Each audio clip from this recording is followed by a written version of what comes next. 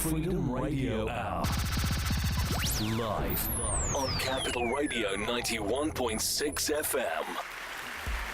All right, everybody. Welcome to another edition of the Freedom Radio Hour. I'm your host, Adam Cruz, and I'm here with my fantastic partner, Eddie Nicholas. What up, beautiful people, and welcome to another episode of the Freedom Radio Hour, 91.6 FM, the Heartbeat of Sudan, D-Wild Music Radio. That's right. What's going on, Adam? I'm so delighted to see you, my brother. Back together again. That's right. Ah! Let's take a moment to let our listeners and our viewers know that the Freedom Radio Hour is here not only giving you fantastic music, but we're here to be your number one source for music business news and trends from around the globe.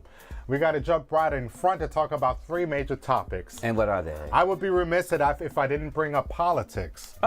Because this is the week that here in the United States, we had our midterm elections, that midway point that we the people who are registered to vote will let our voice be heard and vote for who we wish to be our representatives in Congress. And there was also some gubernatorial races that happened in certain parts of the country, so it was quite a jam-packed. A turn of events and just jam-packed. Very jam-packed. But you know what? After a while, I just took myself to bed. Did you? Yes, I was like... Well, you voted, yes? Of course. Yes, I voted too. Took my kids with me too. And when I woke up, I was like, I'll just wait till tomorrow morning and see what happens. Right, I hear you, because it starts to go on and on and yes. on. But I think the reason why we're bringing this up on our music business show is not for the political talk. You could turn into many channels to check that out.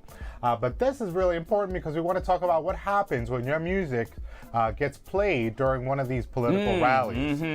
You see, right now we have a couple of interesting stories that have come out recently, and I'm sure some of you out there might have questions about what are your rights if you're an artist or a person that creates music, and somebody out there who's running for office decides that they want to use your song for their campaign.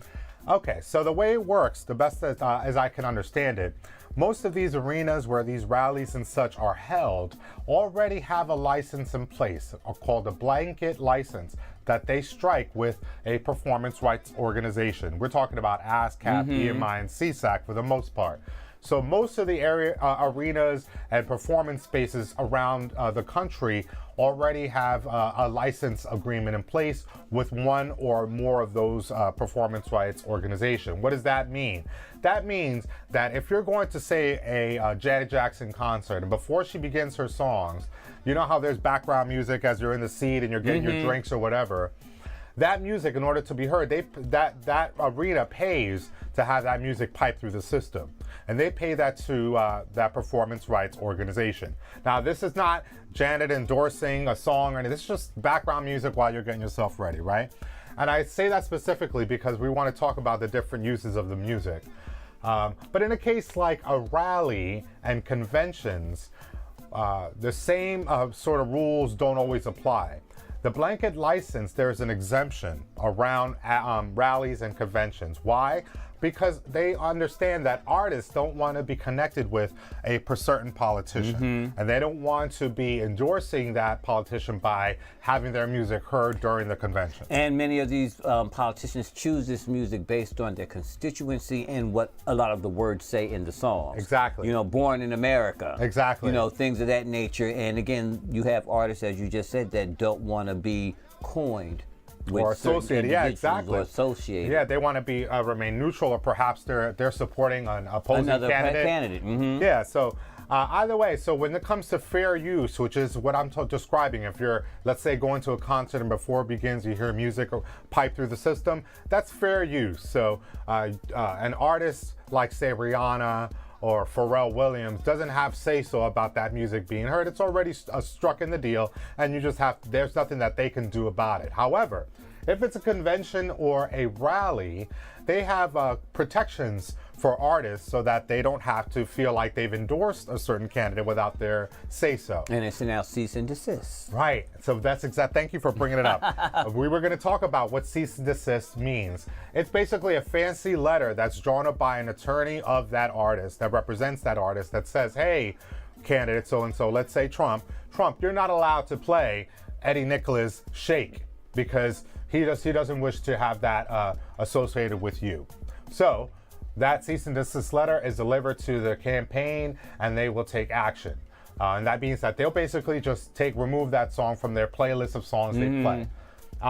But in a case like Rihanna, who's a major star, and who millennials can relate to. Yes, Rihanna really had an issue because her song "Please Don't Stop the Music" was being played at the beginning of Trump rallies, and so Trump was able to sort of get away with it without leaving Rihanna's people without much recourse. Why? Because his people cited fair use. Why? Because it wasn't an indictment of any kind. It didn't really relate to the campaign specifically, and so there was an attempt to use fair use. And there's leverage there, and so Rihanna's team doesn't have as much recourse. Why? It'd be different if Trump was saying, all right, everybody, clap your hands to the music, and he's acknowledging it. Then there's a connection there. But because it was just played, there's not automatically an association there. However, let's take a different take. Look at Pharrell Williams. Pharrell Williams people issued a cease and desist to Trump because he decided to play the song Happy before his rally that happened to be days away after the synagogue shooting that took place in Pittsburgh, which killed 11 people. So Pharrell's people sent a cease and desist letter to Trump's people to say, hey, in light of the Pittsburgh shootings, you playing Happy is automatically disassociative quality. We don't want to be associated with you trying to bring up a false mood in the air when everybody is in mourning right now. And so in that case, Pharrell's people actually had much more of a legal leg to stand on. You understand the subtle difference? But my question before we go to break is, suppose Rihanna and the likes of those other people were able to prove that at each venue these songs were played before. Then that would change a different recourse. In other words, well, her song you just mentioned, suppose it was played at another venue where he went to. In other words, she proved that at all these different venues, if something happened like that, that he always had this song played. Well, so it was therefore not fair use. The way fair use works is that it doesn't take into account how many venues utilizes the song as long as those license agreements are in place. And so to go back to Pharrell, he too, you would think, would have a better legal leg to stand on because of what I just cited about Happy and how it was juxtaposed with a terrible tragedy. But that too didn't have quite the legal weight. Let's take a break. When we come back, I'll explain what actually did help him in the case. And it had nothing to do with the sentiment around Happy as it related to this tragedy. We'll take a break. When we come back on the Freedom Radio Hour. 91.6 FM, the Heartbeat of Sudan, D-Wild Music Radio, freedomradiohour.com. Freedom Radio Hour. Live on Capital Radio 91.6 FM. Well, up, y'all, and welcome back as we continue on with our episode of the Freedom Radio Hour. I'm one of your hosts, Eddie Nicholas. I'm sitting here with my fantastic and, of course, knowledgeable. He just knows everything about everything and everything. This one right here. What's your name?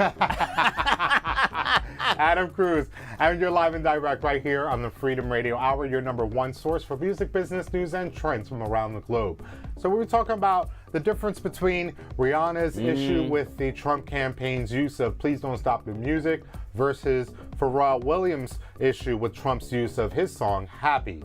So in the case of Pharrell, his lawyers issued a cease and desist letter. That means stop playing our music right now.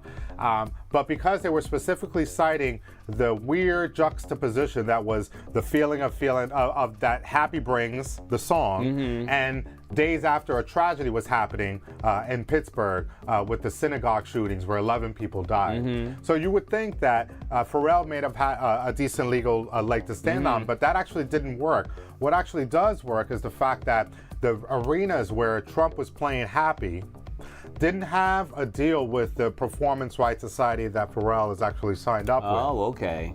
That was the legal loophole, if you will, the way in which Pharrell Williams was able to win a cease and desist request from Trump, in other words. Because Trump's campaign will automatically argue that it's fair use. That means most of these venues that are around the country are allowed to play music from the various repertoires because they pay, as you said, a blanket license. But that assumes that Pharrell and, say, Rihanna are signed up for the performance rights society that has to deal with those arenas. In this case, Pharrell left ASCAP 4 years ago, and he signed up with a totally independent performance rights organization that's run by Irving Azoff.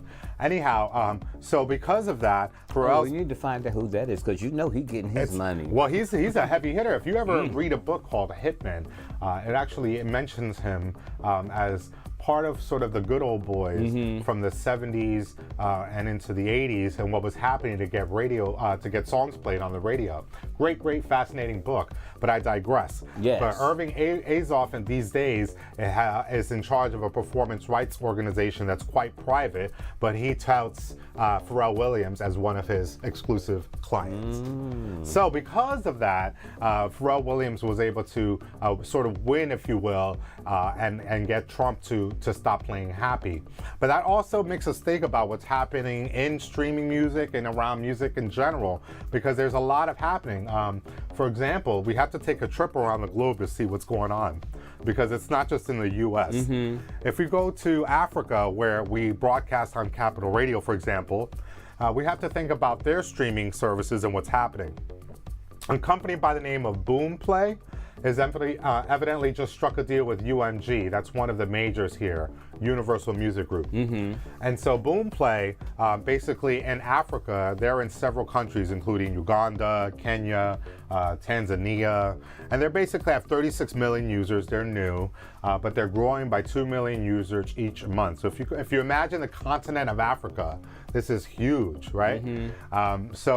Boomplay and striking this deal with UMG is really starting to make a foothold. But I, of course, want to do the research and see what's going on.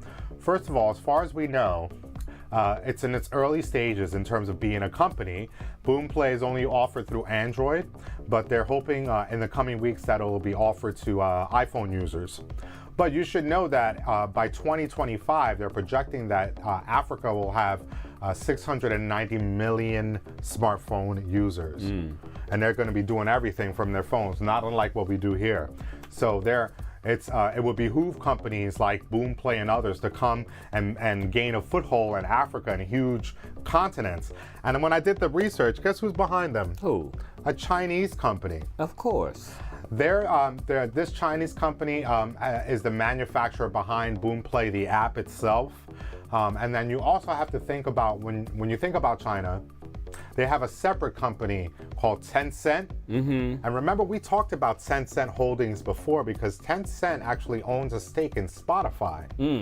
So what we're seeing here, I wanted to talk about, is how these China-based companies really becoming media juggernauts and are really gaining footholds, and they're winning in continents with a lot of people. Imagine Africa and China together.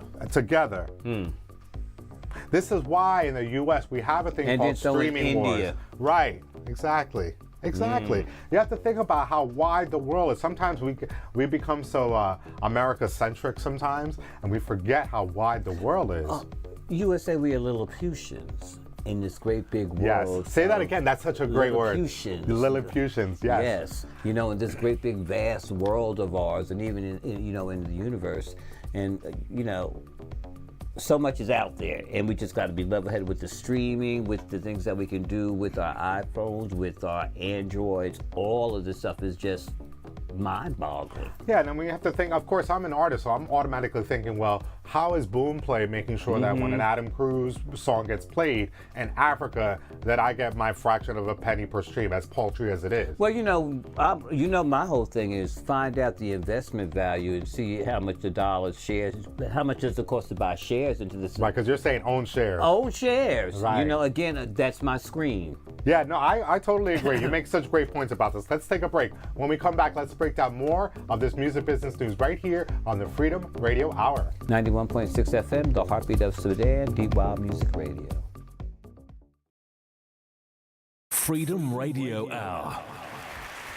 And we're back live on Capital Radio 91.6 FM, the Heartbeat of Sudan, and on the web at dwildmusicradio.com. You're deep in the zone right here on the Freedom Radio Hour. We're your number one source for music business news and trends from around the globe. I'm sitting here with my fantastic partner, Eddie Nicholas. What up, beautiful people, and welcome back. We're going to jump right into it. Exactly.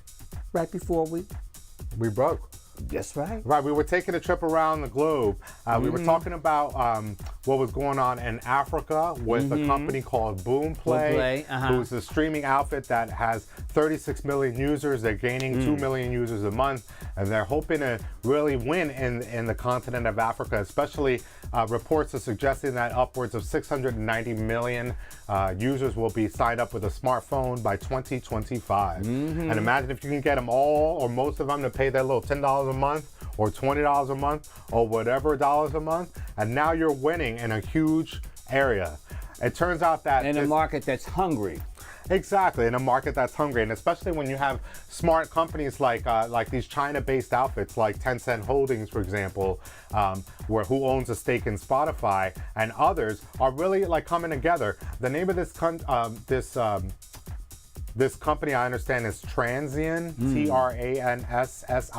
That's the one that owns Boomplay. But I also want to talk about more of what's happening.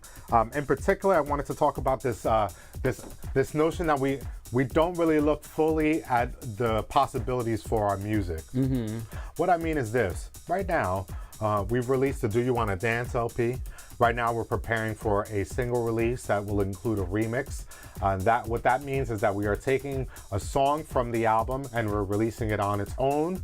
So we'll offer the version that you hear on the album, but then we'll also offer a remix of that song as a singles package. Or as I call it, another interpretation. Yes, and so we'll be using this show, social media, email lists, word of mouth, in-person connection to spread the word about the release of the single, which is a Gene Carn cover, a classic gem, Was That All It Was? So as we prepare for that, I really want to just think about the full use of not only my music, but Eddie's music and artists that we work with and collaborate with. So one thing I know that I don't think enough about, and I'm sure you could agree to a certain degree, is what companies like Music Concierge are about. Let me explain. There's a gentleman by the name of Ron Wood, I believe is his name. Mr. Wood is the creative director of this company. And what Music Concierge is about is developing a client base that are high-end hotels, high-end luxury brands, and what they're doing is creating background music for those luxury brands. So think about it. Before, if we go back to the 1920s, you get what we know today as Muzak. That's when you go into an elevator, you hear that elevator music, and it's generally reinterpretations, using your word, of popular songs, but they're really light and they're classical, airy.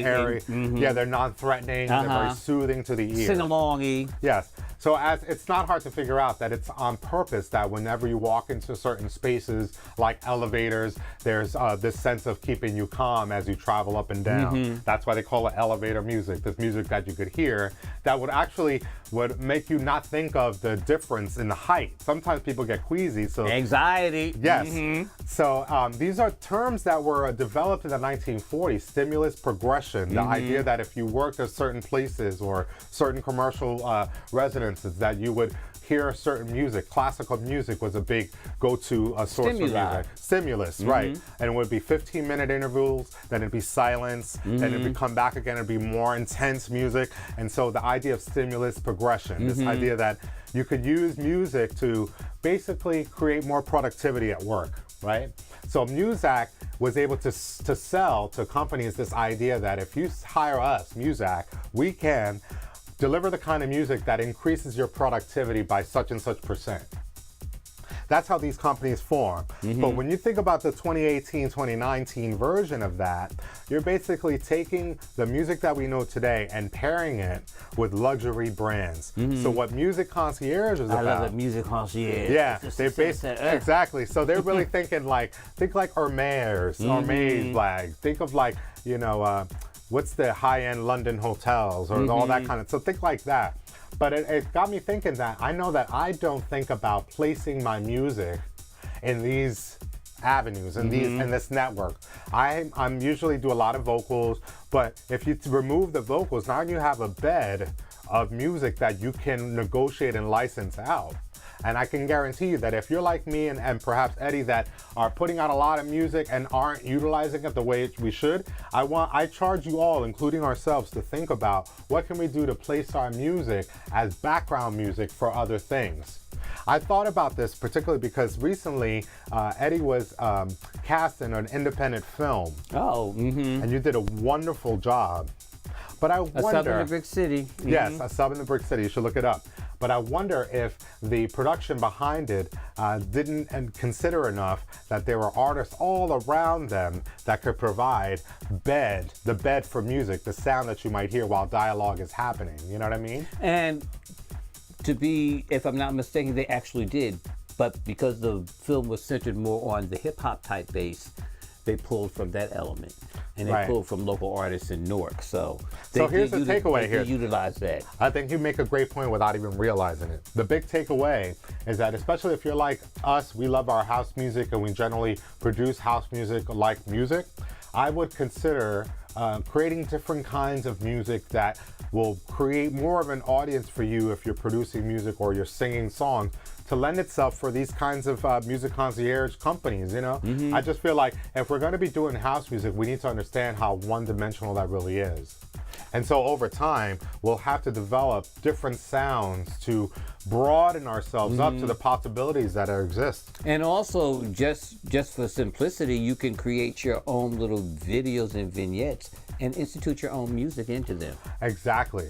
That's kind of like what we do here. If you notice, very faintly as we're talking right now, you hear music underneath, which is generally the mix that we prepare while you're listening or watching this episode. So we have that idea in mind, but I think there should be more done in the way of plugging the music specifically in instances where there's brand experiences happening. I'm talking about if you're sitting in somebody's luxury hotel, why couldn't you hear the instrumental of, say, Eddie's Shake, or Was That All It Was, that we talked about earlier, or my new single, Trust Your Instincts, Vote. You should be able to hear that instrumental played somewhere, because depending on the mood, it could be quite fitting. Because I want a cologne perfume commercial.